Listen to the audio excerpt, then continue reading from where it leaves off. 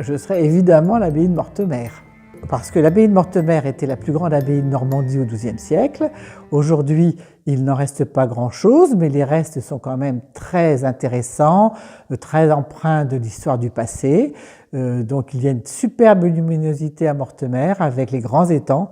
Et c'est pour ça que pour moi, c'est le plus beau monument de toute la Normandie.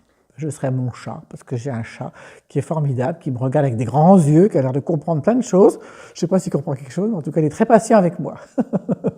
Alors, si j'étais un artiste, j'aurais voulu être un artiste que je connais bien, qui s'appelle Vitas Krogelis, qui est lituanien, et qui a fait revivre Mortemer depuis l'année 2000, en créant tous les spectacles avec les bénévoles. C'est-à-dire qu'il sait animer les bénévoles, il sait écrire les spectacles, il sait faire des créations.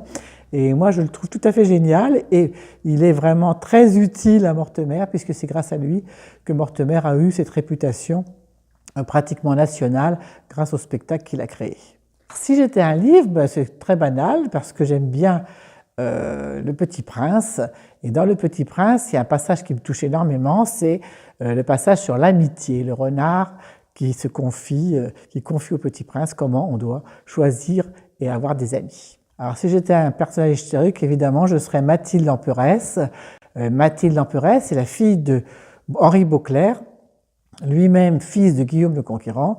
Et Mathilde Lemperès, la seule femme héritière du duc de Normandie, qui a dû se battre pendant toute sa vie pour reconquérir l'Angleterre que son cousin germain Étienne de Blois lui avait volée, et pour reconquérir également la Normandie que son mari avait pacifiée pour elle. Donc Mathilde Lemperès, guerrière, femme extraordinaire, femme moderne avant l'âge, avant l'époque. Alors je serai le soir, quand il y a du soleil à l'abbaye de Mortemer, il y en a souvent, ce soleil qui se cache derrière les grandes ruines et qu'on voit descendre au bord des étangs. Donc le coucher du soleil à Mortemer, c'est sublime.